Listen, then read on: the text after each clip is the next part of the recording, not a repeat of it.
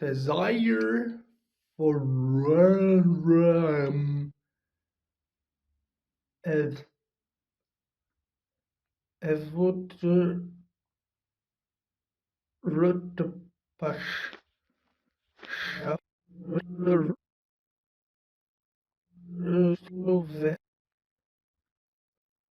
the Mirror of Erised. One morning mid-December, Hogwarts woke to find itself in 2 or 3 meters of snow.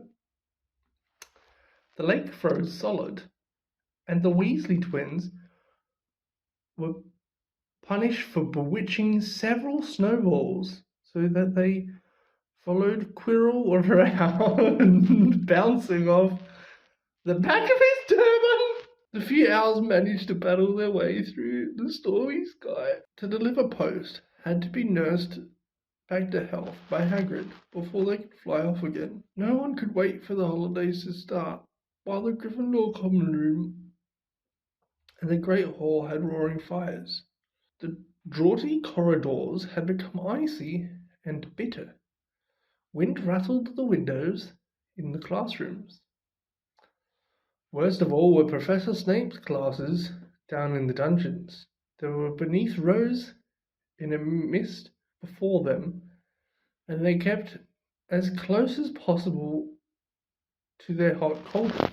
I do feel so sorry, said Draco Malfoy, one potions class, for all those who have to stay at Hogwarts for Christmas, because they're not wanted at home. He was looking over at Harry as he spoke. Grab and Goyle chuckled. Harry was measuring out powdered spine of lionfish. Ignored them. Malfoy had been ever more unpleasant than usual since the Quidditch match. Disgusted that Slytherin had lost, he had tried to get everyone laughing at how wide-mouthed Tree Frog would be replacing Harry as Seeker next. Then he realized that nobody found this funny, because they were all so impressed at the way Harry had managed to stay on his bucking broomstick.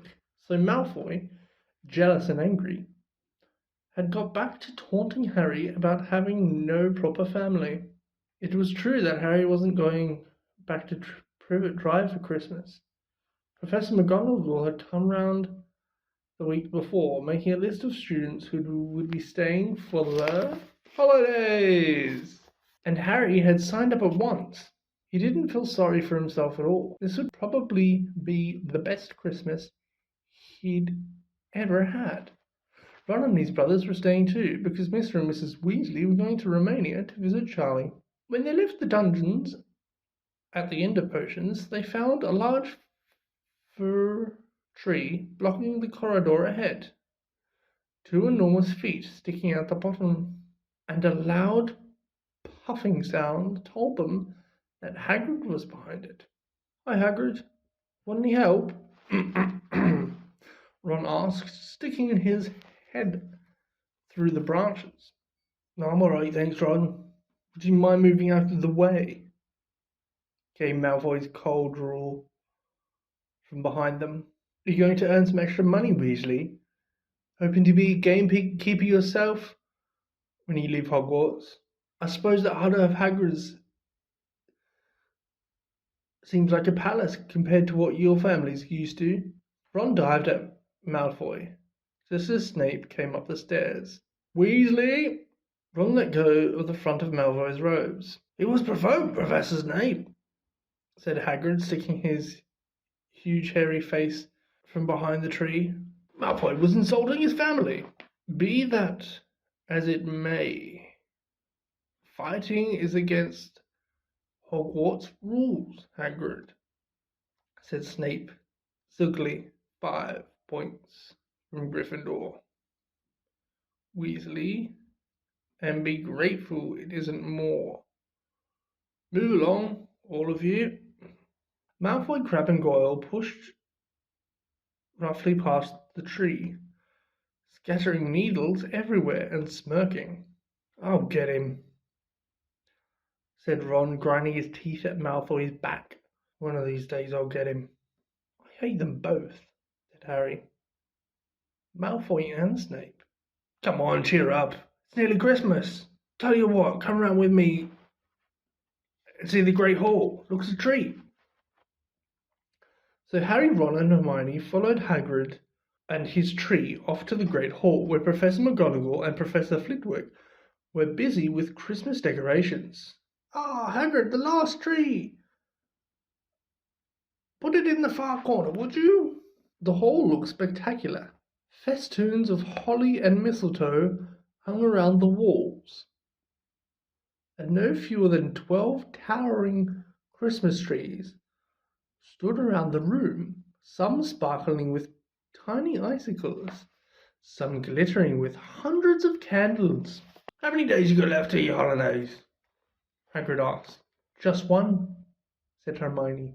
And that reminds me, Harry. Ron, we've got half an hour before lunch.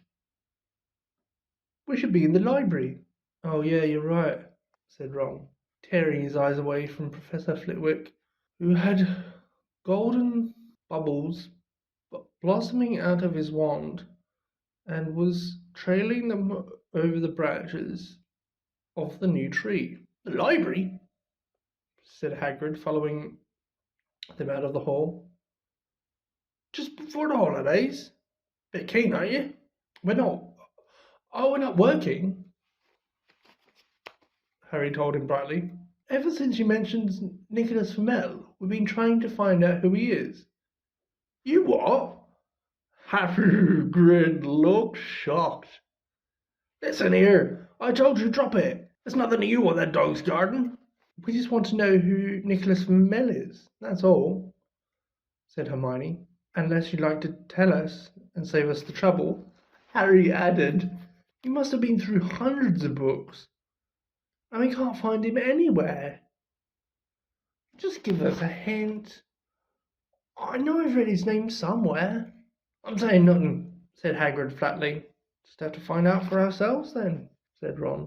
And they left Hagrid looking disgruntled and hurried off to the library.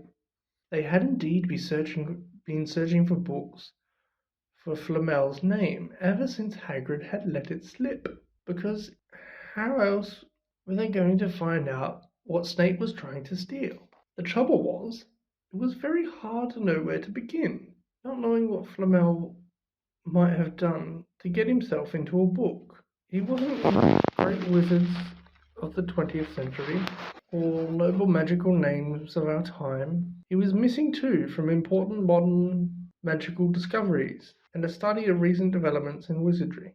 And then, of course, there was the sheer size of the library. Tens of thousands of books, thousands of shelves, hundreds of rows. Hermione took a list of subjects and titles she had decided to search, while Ron strode off down a row of books and started pulling them off the shelves at random. Harry wandered over to the restricted section. He had been wondering for a while if Flamel wasn't somewhere in there. Unfortunately, you need a special assigned note from the teachers to look in any of the restricted books, and he'd never get one. These were the books containing powerful dark magic, never taught at Hogwarts, and only read by students studying advanced defense against the dark arts. What are you looking for, boy?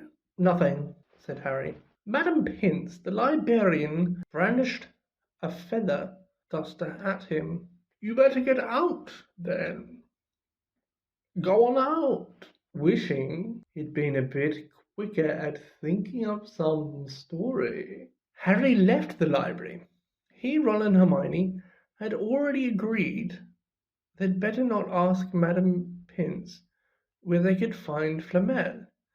They were sure she'd be able to tell them, but they couldn't risk Snape hearing what they were up to. Harry waited outside the corridor to see if the other two had found anything, but he wasn't very hopeful. They had been looking for a fortnight after all, but as they only had odd moments between lessons, it wasn't surprising they found nothing. What they really needed was a nice long search, without Madam Pince breathing down their necks. 5 minutes later, Ron and Hermione joined him. Shaking their heads, they went off to lunch. "You will keep looking while I'm away, won't you?" said Hermione. "And send me an owl if you find anything. And you could ask your parents if they know who Flamel is," said Ron.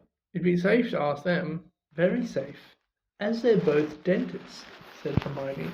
Once the holidays had started, Ron and Harry were having too good a time to think much about Flamel. They had the dormitory to themselves, and the common room was far emptier than usual, so they were able to get the good armchairs by the fire. They sat by the hour eating anything they could spare on a toasting fork, bread, crumpets, marshmallows, and plotting ways to get Malfoy expelled, which were fun to talk about, even if they wouldn't work. Ron also started teaching Harry wizard's chess. This was exactly like Muggle chess, except that the figures were alive, which made it a lot like directing troops in battle. Ron's set was very old and battered. Like everything else he owned, it had once belonged to someone else in his family. In this case, his grandfather. However, old chessmen weren't a drawback at all. Ron knew them so well, he never had trouble getting them to do what he wanted. Harry played with the chessmen Seamus Finnegan had lent him. They didn't trust him at all. He wasn't a very good player yet, and they kept shouting different bits of advice at him, which was confusing. "Don't send me there. Can't you see he's knight? Send him. We can afford to lose him." One Christmas Eve, Harry went to bed looking forward to the next day, for the food and the fun, but not expecting any presents at all. When he woke up early next morning, however, the first thing he saw was a small pile of packages at the foot of his bed. "Happy Christmas," said Ron sleepily as Harry scrambled out of his bed and pulled on his dressing gown. "You too," said Harry. "Will you look at this? I've got presents." "What did you expect, turnips?" said Ron, turning to his own pile, which was a lot bigger than Harry's. Harry picked up the top parcel. It was wrapped in thick brown paper, and scrawled across it was, "To Harry from Hagrid." Inside was a roughly cut wooden flute. Hagrid had obviously whittled it himself. Harry blew it, and it sounded a bit like an owl. A second, very small parcel contained a note. "We received your message and enclosed your Christmas present from Uncle Vernon and Aunt Petunia." Sellotaped to the note was a 50p pence. "That's friendly," said Harry. Ron was fascinated by the 50p. "Weird," he said. "What a shape." "This is money. You can keep it," said Harry, laughing at how pleased Ron was. "How could my aunt and uncle? So who sent these?" "I think I know who that one's from," said Ron, going a bit pink and pointing at a very lumpy parcel. "My mum. I told her you didn't expect presents and... oh no," he groaned. "She made you a Weasley sweater." Harry tore open the parcel to find a thick, hand-knitted sweater in emerald green and a large box of homemade fudge. "Every year she makes us a jumper," said Ron, unwrapping his own. "And mine's always maroon." "That's really nice of her," said Harry, trying the fudge, which was very tasty. The next present also contained sweets. A large box of chocolate frogs from Hermione. This left only one parcel. Harry picked it up and felt it. It was very light. He unwrapped it. Something fluid and silvery grey went slithering onto the floor, where it lay in gleaming folds. Ron gasped. "I've heard of those," he said in a hushed voice, dropping the box of every flavoured beans he'd got from Hermione. If that's what I think it is, they're really rare. They're really valuable. What is it? Harry picked up the shining silvery cloth off the floor. It was strange to the touch, like water woven into material. It's an invisibility cloak, said Ron, a look of awe on his face. I'm sure it is. Try it on. Harry threw the cloak around his shoulders, and Ron gave a yell. It is! Look down! Harry looked down at his feet, but they had gone. He dashed into the mirror. Sure enough, his reflection looked back at him, just his head suspended in midair, his body completely invisible. He pulled the cloak over his head, and his reflection vanished completely. There's a note, said Ron suddenly. A note fell out of it. Harry pulled off the cloak and seized the letter, written in narrow, looping writing he had never seen before, with the following words. Father left this in my possession before he died. It is time it was returned to you. Use it well. A very Merry Christmas to you. There was no signature. Harry stared at the note. Ron was admiring the cloak. I'd give anything for one of those, he said. Anything. What's the matter? Nothing, said Harry. He felt very strange. Who had sent the cloak? Had it really once belonged to his father? Before he could think anything else, the dormitory door flung open, and Fred and George Weasley bounded in. Harry stuffed the cloak quickly out of sight. He didn't feel like sharing it with anyone else yet. Merry Christmas. Hey look, Harry's got a Weasley jumper too. Fred and George were wearing blue jumpers, one with a large yellow F on it, and the other with a large yellow G. Harry's is better than ours though, said Fred, holding up Harry's jumper. She obviously makes more of an effort if you're not a family. Why aren't you wearing yours, Ron? George demanded. Come on, get it on. They're lovely and warm. I hate maroon, Ron moaned half-heartedly as he put it over his head. You haven't got a letter on yours, George observed. I suppose she thinks you don't forget your name. But we're not stupid. We know we're called Gred and Forge. What's all this noise? Percy Weasley stuck his head through the door, looking disapproving. He had clearly come halfway through unwrapping his presents, as he too carried a lumpy jumper over his arms, which Fred seized. P for perfect. Get it on, Percy, come on. We're all wearing ours. Even Harry's got one. I don't want, said Percy thickly, as the twins forced the jumper over his head, knocking his glasses askew. And you're not sitting with the prefects today either, said George. Christmas is a time for family. They frog-marched Percy from the room, his arms pinned to his sides by his jumper. Harry had never in all his life had such a Christmas dinner. 100 fat roast turkeys, mountains of roast boiled potatoes, platters of fat chipolatas, tons of buttered peas, silver boats of thick rich gravy and cranberry sauce, and stacks of wizard's crackers every couple of meters along the table. These were fantastic crackers, were nothing like the feeble muggle ones the Dursleys usually bought, with their little plastic toys and their flimsy paper hats. Harry pulled a wizard cracker with Fred, and it didn't just bang. It went off with a blast, like a cannon, and engulfed them all in a cloud of blue smoke, while from the inside exploded a rear admiral's hat and several live white mice up on the high table. Dumbledore swapped his pointed wizard's hat for a flowered bonnet and was chuckling merrily at a joke Professor Flitwick had just read them. Flaming Christmas puddings followed the turkey. Percy nearly broke his teeth on a silver sickle embedded in his slice. Harry watched Hagrid getting redder and redder in the face as he called for more wine, finally kissing Professor McGonagall on the cheek, who, to Harry's amazement, giggled and blushed, her top hat lopsided.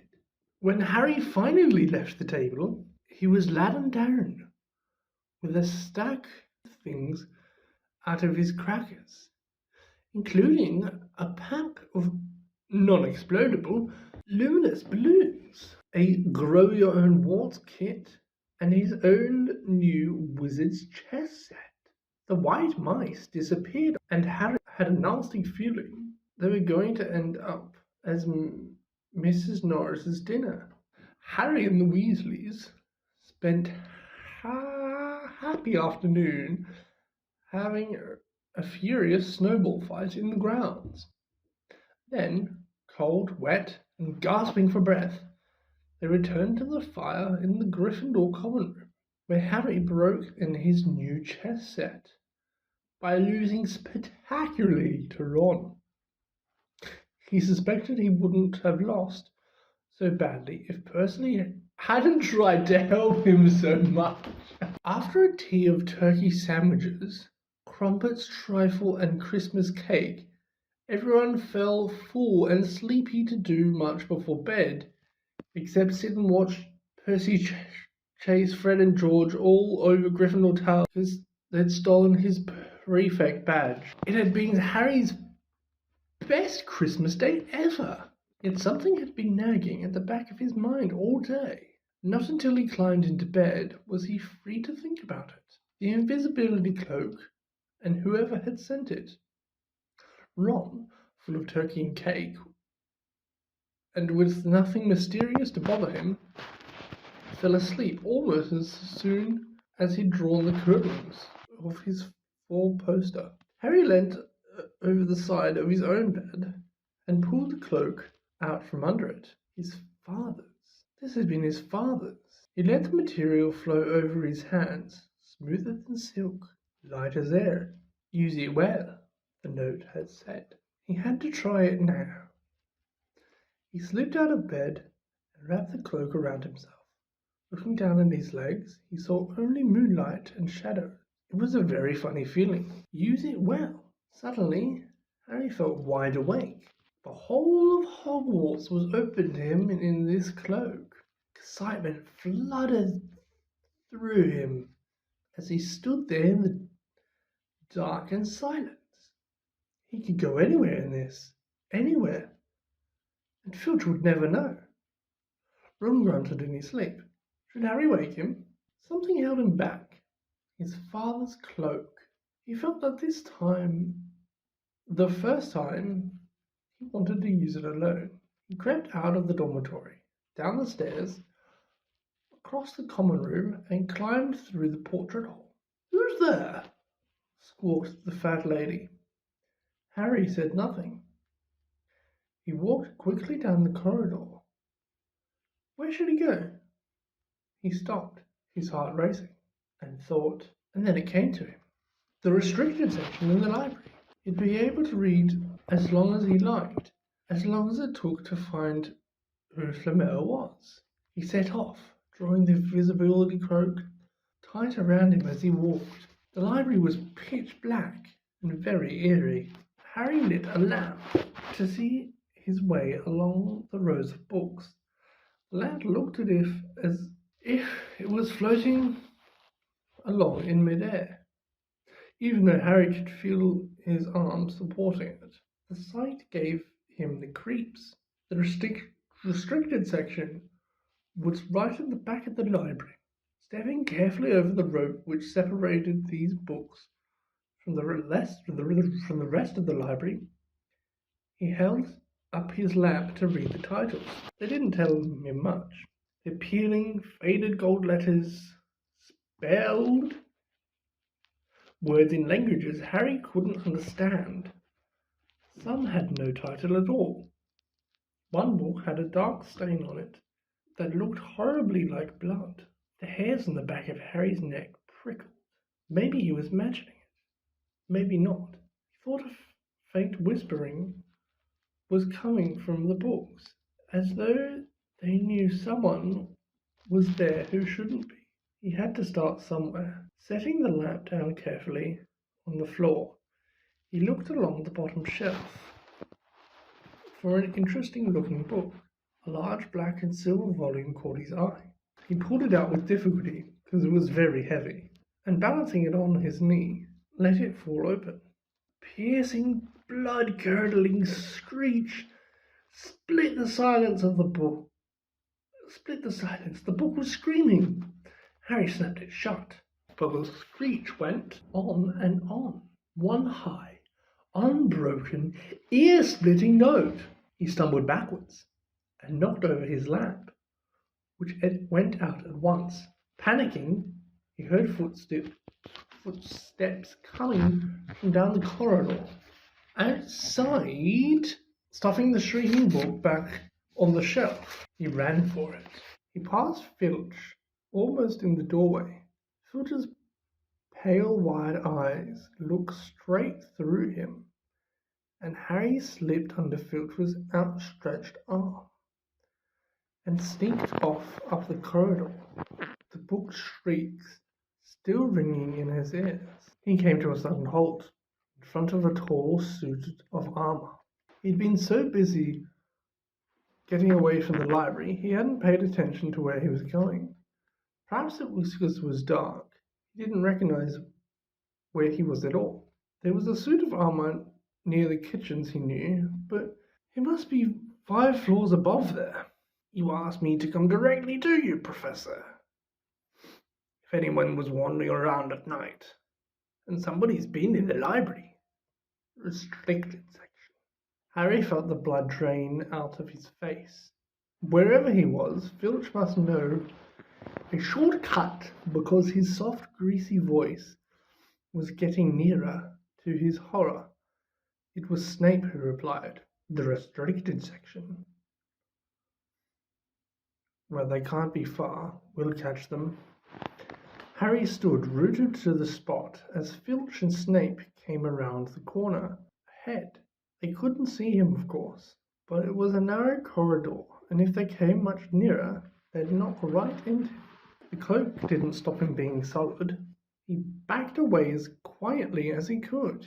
A door stood ajar to his left. It was his only hope. Squeezed through it, holding his breath, trying not to move it. To his relief, he managed to get inside the room without them noticing anything. They walked straight past, and Harry leant against the wall, breathing deeply, listening to their footsteps dying away. They had been close, very close. It was a few seconds before he noticed anything about the room he had hidden in. It looked like a disused classroom. The dark shape of desks and chairs were parted against the wall. There was an upturned waste paper basket, but propped up against the wall facing him was something that didn't look as if it belonged there. Something that looked as if someone had just put it there to keep it out of the way.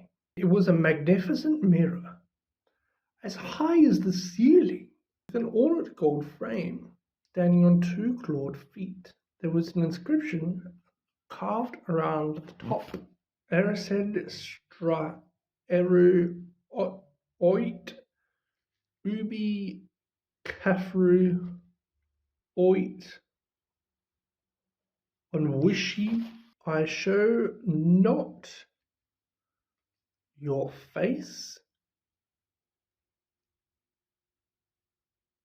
but your heart's desire. His panic fading now that there was no sound of Filch and Snape. Harry moved nearer to the mirror, wanting to look at himself, but seeing no reflection again. He stepped in front of it. He had to clap his hands to his mouth to stop himself screaming. He whirled around. His heart was pounding far more furiously than when The book had screamed, for he had seen not only himself in the mirror, but a whole crowd of people standing right behind him. But the room was empty. Breathing very fast, he turned slowly back to the mirror. There he was, reflected in it, white and scared looking, and there, reflected behind him, were at least 10 others. Harry looked over his shoulder, but still no one was there. Were they all invisible too? Was he in fact in a room full of invisible people, and the mirror's trick was that it reflected them, invisible or not? He looked in the mirror again. A woman standing right behind his reflection was smiling and at him and waving. He reached out a hand and felt the air behind him. If she was really there, he'd touch her. Their reflections were so close together, but he felt only air. She and the others existed only in the mirror. She was a very pretty woman. She had dark red hair, and her eyes are just like mine, Harry thought, edging a little closer to the glass. Bright green, exactly the same shape. But then he noticed she was crying, smiling, but crying at the same time. A tall, thin, black-haired man standing next to her put his arm around her. He wore glasses, and his hair was very untidy. It was stuck up at the back, just like Harry's did. Harry was so close to the mirror now that his nose was nearly touching that of his reflections. "Mum," he whispered. "Dad?" They just looked at him, smiling. And slowly, Harry looked into the faces of the other people in the mirror and saw other pairs of green eyes like his, other noses like his, even a little old man who looked as though he had Harry's knobbly knees. Harry was looking at his family for the first time in his life. The Potters smiled and waved. He stared hungrily back at them, his hands pressed flat against the glass, as though he was hoping to fall right through it and reach them. He had a powerful kind of ache inside him, half joy, half terrible sadness. How long he stood there, he didn't know. The reflections did not fade. He looked until a distant noise brought him back to his senses. He couldn't stay here. He had to find his way back to bed. He tore his eyes away from his mother's face, whispered, "I'll come back," and hurried from the room. "You could have woken me up," said Ron crossly. "You can come tonight. I'm going back. I want to show you the mirror." "I'd like to see your mum and dad," said Ron eagerly. "I want to see all your family, all the Weasleys. You'll be able to show me your brothers and everyone. You can see them any old time. Just come round my house this summer. Anyway, maybe it only shows dead people. Shame about not finding Flamel there. Have some bacon or something. Why aren't you eating anything?" Harry couldn't eat. He had seen his parents and would be seeing them again tonight. He had almost forgotten about Flamel. It didn't seem very important anymore. Who cared what the three-headed dog was guarding? What did it matter if Snape stole it, really? "Well, you're right," said Ron. "You look odd." What Harry feared most was that he might not be able to find the mirror room again. With Ron covered in the cloak too, they had to walk much more slowly next night. They tried retracing Harry's route from the library, wandering around the dark passageways for nearly an hour. "I'm freezing," said Ron. "Let's forget about it and go back." "No," Harry hissed. "I know it's here somewhere." They passed the ghost of a tall witch gliding in the opposite direction, but saw no one else. Just as Ron started moaning that his feet were dead with cold, Harry spotted the suit of armor. "Here it is! Just here, yes!" They pushed the door open. Harry dropped the cloak from round his shoulders and ran to the mirror. There they were. His mother and father beamed at the sight of him. "See? I can't see anything." Look at them. There are loads of them." "I can only see you." "Look at him properly. Go on. Stand where I am." Harry stepped aside, but with Ron in front of the mirror, he couldn't see his family anymore. Just Ron in his paisley pajamas. Ron, though, was staring transfixed in his image. "Look Look at me, he said. Can you see all your family standing around you? No, I'm alone. But I'm different. I look older. And I'm a head boy. What? I'm wearing the badge like Bill used to. And I'm holding the House Cup. And the Quidditch Cup. I'm I'm Quidditch captain too.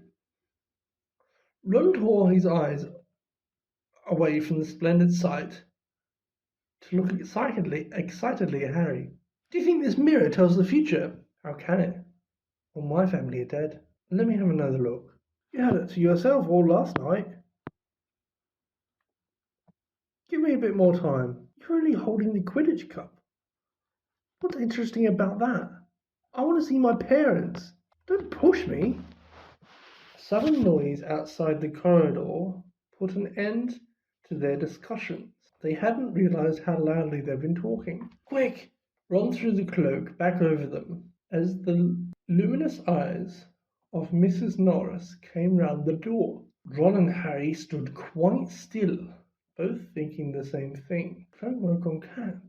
After what seemed like an age, she turned and left. This isn't safe. She might have turned for Filch. I bet she heard us. Come on. And Ron pulled Harry out of the room. The snow had started to melt next morning. Want to play chess, Harry? No. Why don't we go down and visit Hagrid? No. You go. I know what you're thinking about, Harry. That mirror. Don't go back tonight. Why not? I don't know. I've just got a bad feeling about it. And anyway, you've had too many close shaves already.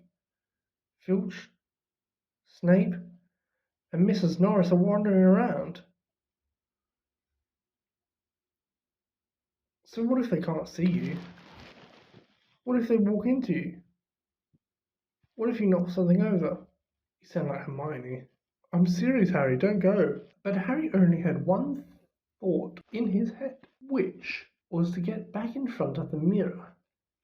And Ron wasn't going to stop him. That third night, he found his way more quickly than before. He was walking so fast. He knew he was making more noise than was wise, but he didn't meet anyone. And there were his mother and father smiling at him again, and one of his grandfathers nodding happily. Harry sank down to sit on the floor in front of the mirror. There was nothing to stop him staying here all night with his family. Not at all. So, back again, Harry? Harry felt as though his insides had been turned to ice. He looked behind him. Sitting on one of the desks by the wall was none other than Albus Dumbledore. Harry must have walked straight past him, so desperate to get to the mirror, he hadn't noticed it. I didn't see you, sir. Strange how short-sighted being invisible can make you, said Dumbledore, and Harry was relieved to see that he was smiling. So, said Dumbledore, slipping off the desk to sit on the floor with Harry, you, like hundreds before you, have discovered the delights of the Mirror of Erised. I didn't know it was called that, sir, but I expect you've realized by now what it does. It shows me my family, and it showed your friend Ron himself as head boy. How did you know? I don't need a cloak to become invisible, said Dumbledore gently. Now can you think of what the Mirror of Erised shows us all? Harry shook his head. Let me explain. The happiest man on earth would be able to use the Mirror of Erised like a normal mirror. That is, he would look into it and see exactly as he is. Does that help? Harry thought. Then he said slowly, it shows us what we want, whatever we want. Yes? I don't know, said Dumbledore quietly. It shows us nothing more or less than the deepest, most desperate desires of our hearts. You who have never known your family, see them standing around you. Ronald Weasley, who has been always overshadowed by his brothers, sees himself standing alone, the best of all of them. However, this mirror will give us neither knowledge or truth. Men have wasted away before it, entranced by what they have seen, or been driven mad, not knowing if what it shows is real or even possible.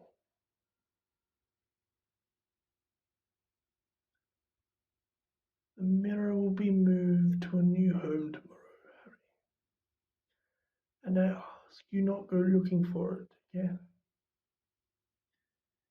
If you ever do run across it, you will now be prepared. It does not do to dwell on dreams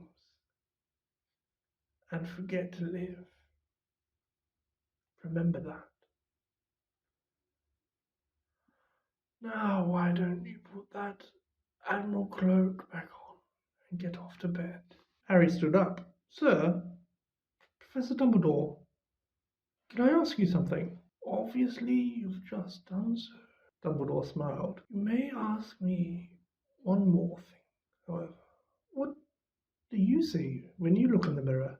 I see myself holding a pair of thick woolen socks. Harry stared. One can never have enough socks, said Dumbledore. Another Christmas has come and gone, and I didn't get a single pair. People will insist on giving me books. It was only when he was back in bed it struck Harry that Dumbledore might not have been quite truthful. But then, he thought as he shoved Scabbers off his pillow, it had been quite a personal question. I personally anticipate seeing a rather large spoon, or rather myself with a small spoon.